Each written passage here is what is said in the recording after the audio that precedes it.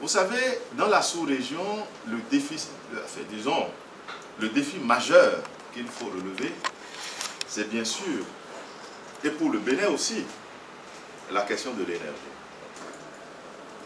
Et étant entendu que l'une des contraintes majeures était la question de déficit d'énergie, il était important de focaliser cette fois-ci l'attention sur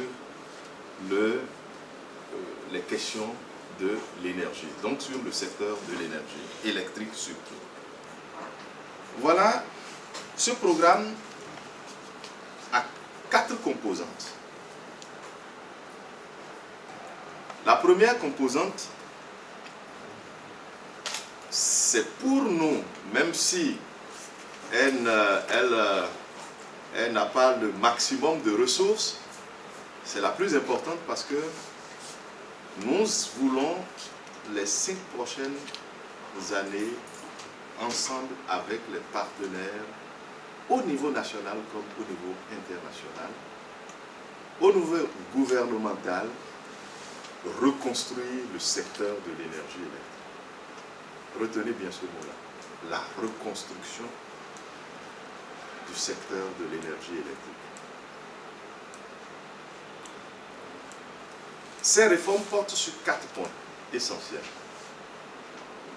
Le premier point, c'est l'assainissement financier du sous-secteur.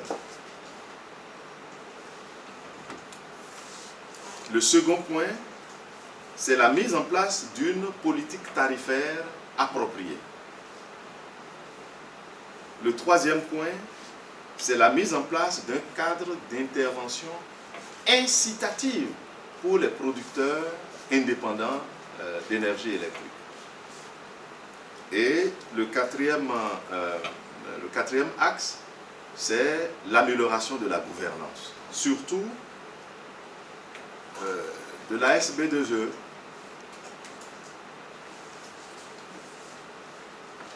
À ce niveau, il y a plusieurs actions que nous allons absolument mener.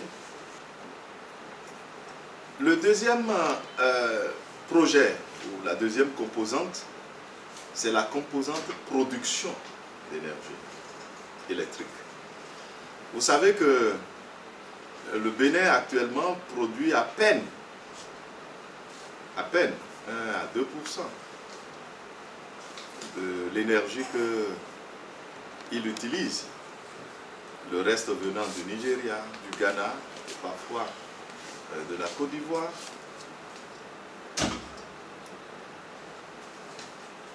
Il faut absolument que le Bénin puisse avoir sa propre production.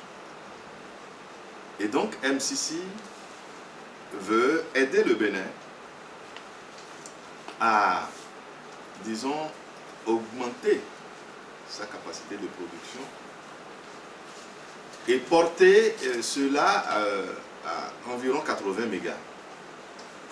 MCC devant apporter au moins 78 mégas. Mais la particularité de la production de l'énergie par MCA résidera dans ce que c'est un mixte énergétique. C'est-à-dire que nous allons produire du solaire, nous allons produire à partir du thermique, mais nous allons également produire à partir de l'hydro. Mais essentiellement à partir du solaire. Parce que des 78, le solaire représente 45 mégas.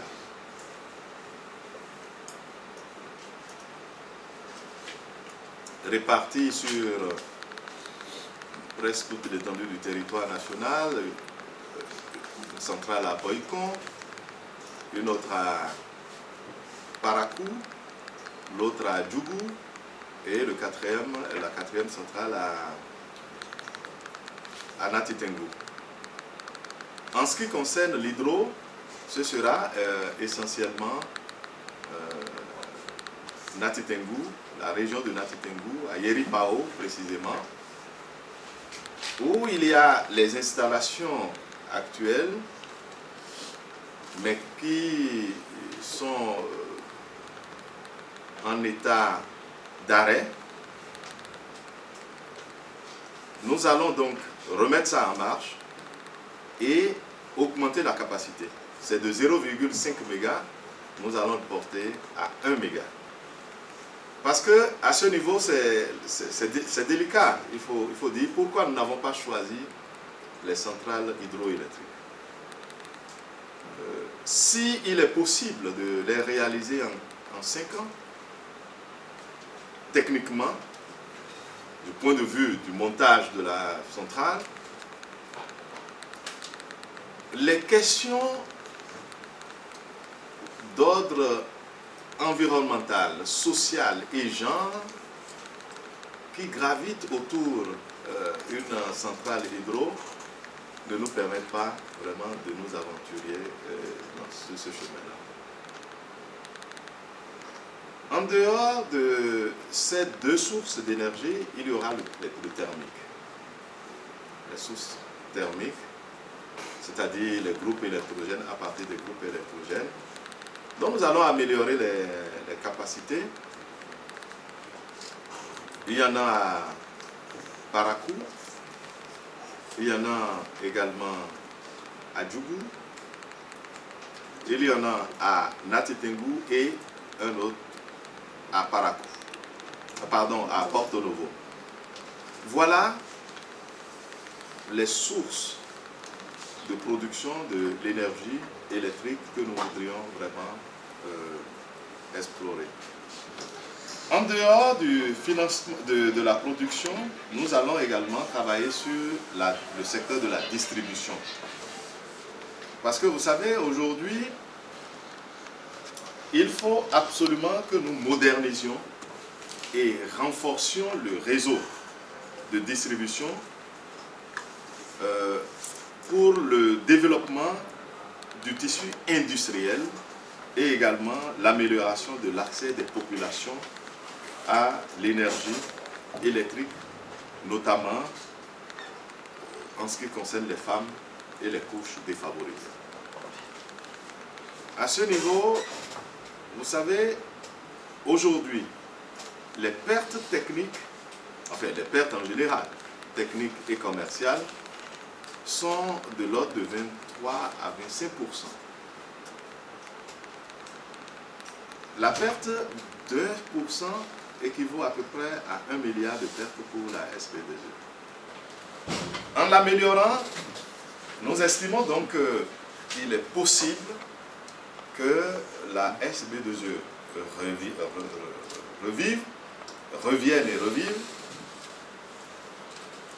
et qu'elle soit plus efficace dans le service de la fourniture d'énergie aux demandeurs, surtout aux industriels, mais également aux populations qui en ont besoin. Enfin, nous voudrions travailler sur ce que nous avons appelé la production de l'énergie hors réseau. J'aime bien l'appeler, pour ce qui me concerne, la production de l'énergie de proximité. Pourquoi? Parce que cette fois-ci, il est possible de cibler un certain nombre d'administrations, surtout les hôpitaux, les services publics, les écoles, qui sont très loin de Cotonou ou qui sont très loin des réseaux, les marchés et autres centres d'intérêt pour les populations, de cibler ces zones ou ces entités et de leur faire produire par elles-mêmes l'énergie dont elles ont besoin. Mais le tout dépendra de sa proximité avec le réseau qui existe. Ça veut dire que s'il y a surproduction, on peut par un mécanisme injecter le surplus sur les réseaux. Et cela, nous allons le faire à travers les réformes que nous allons mettre en place. Voir comment est-ce qu'à partir d'une production hors réseau, on peut mettre le surplus sur le réseau, etc. C'est possible techniquement. Donc, je voudrais tout simplement dire que au niveau de cette composante, nous allons essentiellement travailler aussi sur ce que nous appelons l'efficacité énergétique. L'efficacité énergétique suppose que le peu d'énergie que nous avons, nous réussissions à la consommer de façon efficace et efficiente.